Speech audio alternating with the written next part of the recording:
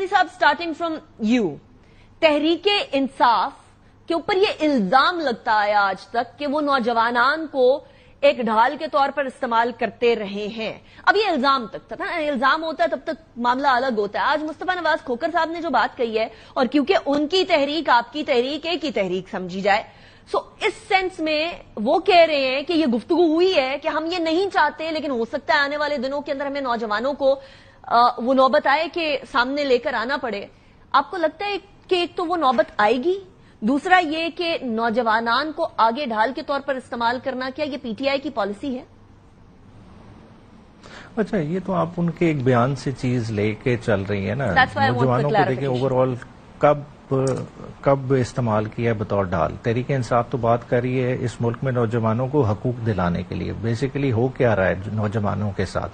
نوجوانوں کا جو ڈیو شیئر بنتا ہے اس ملک کی ترقی میں، اس ملک کے آگے بڑھنے میں، وہ انہیں نہیں دیا جا رہا. نوجوانوں کے لیے تو رستے ہی بند ہے. صرف ایک سال میں دیکھیں آپ سطح غربت میں پاکستانیوں کو کدھر لے کے گئے. ایکسٹریم پاورٹی جو 4.5% تھی، آج 16% پاکستانی ایکسٹریم پاورٹی فیس کر رہے ہیں. تو اگر اس طرح کے حالات ہوں اور آپ سمجھیں کہ ہمارے حالات کوئی بنگلہ دیش سے اور سری لنکا سے مختلف ہوں گے، تو میں سمجھتا ہوں کہ ہم بے وقوفوں کی دنیا میں رہ رہے ہیں. سب کو سمجھ آ رہا ہے کہ پاکستان کس طرف جا رہا ہے. بنگلہ دیش اور سری لنکا والی، یہ پہلے تو پی ٹی آئی اس کی طرف آئے کر رہی تھی جب سری لنکا والا میٹر ہوا. آپ ابھی بھی اس کی طرف نظر گاڑے ہوئے کہ ویسا کوئی سچویشن ہوگی، ویسی کوئی سچویشن ڈیولپ ہوگی؟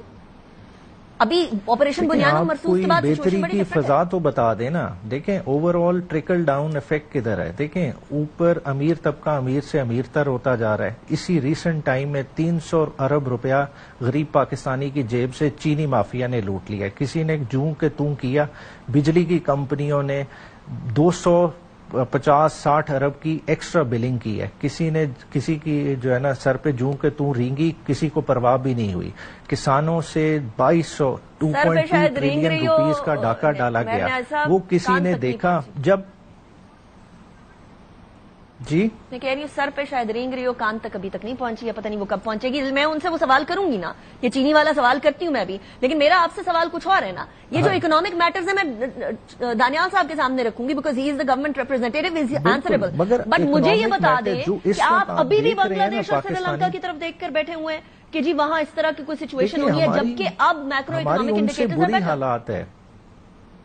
دیکھیں ہمارے ان سے برے حالات کھڑے ہیں. آپ کہیں نا اس وقت آپ کو بیسک حقوق بولنے کے حق حاصل نہیں ہے. کون اس وقت بندہ بول سکتا ہے؟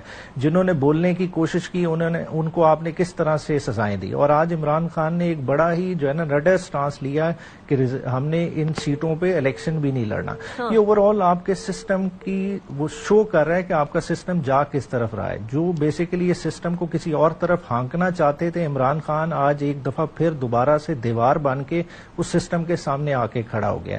عمران خان نے پہلی اندیا دے دیا، بلکہ میں سمجھتا ہوں اس حکومت وقت کو ایک قسم کا سہارا دیا ہے. جو اس حکومت وقت کو عمران خان کا دکھاوا دیکھ کے ڈراتے تھے نا، عمران خان نے آج اپنا ہاتھ اس کے پیچھے سے سسٹم سے کھینچ لیا ہے. دیکھیں اب آپ بٹ مجھے یہ بتائیے گا، آپ یہ فرما رہے ہیں کہ یہ جو سیٹیں نشستوں کے اوپر اپنے کینڈیڈیٹس نہ کھڑے کرنے کا فیصلہ ہے، یہ ایک بہت بڑا سٹیپ ہے، بہت بڑا ڈیسیجن ہے.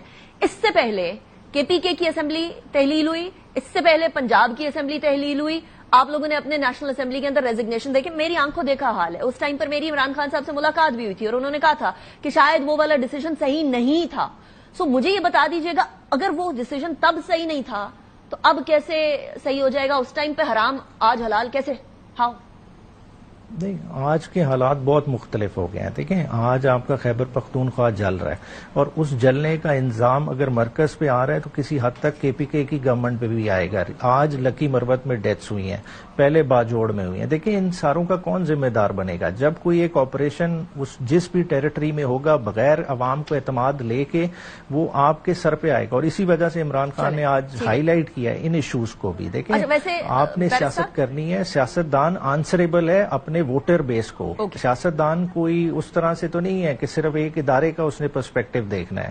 اوور آل اگر اس چیز کو دیکھیں تو یہ گھاٹے کا سودا نہیں ہے جس کی عمران خان نے بات کی. اور ان دا لانگ رن آپ دیکھیں گے یہ عمران خان کا بالکل ٹھیک ہے. انڈرسٹینڈیبل، لیکن let's not give a blanket statement کہ آج بھی اموات ہوئی ہیں. آج جو اموات واقع ہوئی ہیں وہ ہوئی ہیں جو کہ فتنۃ الخوارج اپنا ایمیونیشن جو امریکہ سے جو چھوڑا ہوا ایمیونیشن ہے وہ ادھر لے کر آتے ہیں، وہ چھوڑ کے گئے تھے، وہ ہائیڈ آؤٹ تھا ان کا، وہاں بچے جا کے کھیلے تھے، تو that is a different situation. اور جو باجوڑ کے سائڈ پر ہوا تھا وہاں بھی دہشت گردوں کی طرف سے ڈائریکٹ اسٹریٹ فائر کیے جا رہے تھے پہاڑیوں سے. So let's not mix two things. میں آپ کی طرف واپس آتی ہوں. بیرسٹر دانیال صاحب، آپ کو میری آواز آ رہی ہے؟ میں آپ کی طرف واپس آتی ہوں. میر صاحب، بیرسٹر دانیال صاحب، ویسے ہم آپ کا ویڈیو پہ انتظار کر رہے ہیں، وہ انتظار فرمائیے، چھوڑ کے نہ چلے جائیے گا ہمیں. ہم انتظار کر رہے ہیں کہ آپ ویڈیو پہ بیٹھیں. سو مجھے یہ بتا دیجئے گا کہ آپ نے ان کی طرف ساری توپوں کا رخ کیا ہوا ہے، پی ٹی آئی کی طرف، کہ ان کے لیڈران کو تو فوراً جیل میں ڈالے نا. اچھا خاصا سسٹم چل رہا ہے. آپ لیڈر آف اپوزیشن، دونوں سائیڈ کے لیڈر آف اپوزیشن کو اڑا دیتے ہیں اور بڑا خوش ہوتے ہیں کہ دیکھا نا یہ تو قانون نے اپنا راستہ بنایا ہے. ان کو نہیں لگ رہا کہ قانون نے راستہ بنایا ہے. پی ٹی آئی کے خیال میں 5 اگست سر پہ ہے، آپ لوگ ان کی تحریک کو فیل کرنا چاہ رہے ہیں. آپ نے ان کی تحریک کو فیل کرنا ہے تو انہیں تحریک چلانے دینا. آپ کہہ رہے ہیں کوئی نہیں نکلے گا تو ان کو نہ نکلنے کی توفیق تو بخشیے نا. بسم اللہ الرحمن الرحیم. بسم اللہ الرحمن الرحیم. تھینک یو جی for having me on the show. دیکھیں، جو آپ بات کر رہی ہیں، میں ازیوم یہی کروں گا کہ آپ سزاؤں کی بات کر رہی ہیں جی. اور جو سزائیں ہیں اور وہ جو پورا اس کا پروسیس ہے، دیکھیں دیٹ واز انیویٹیبل.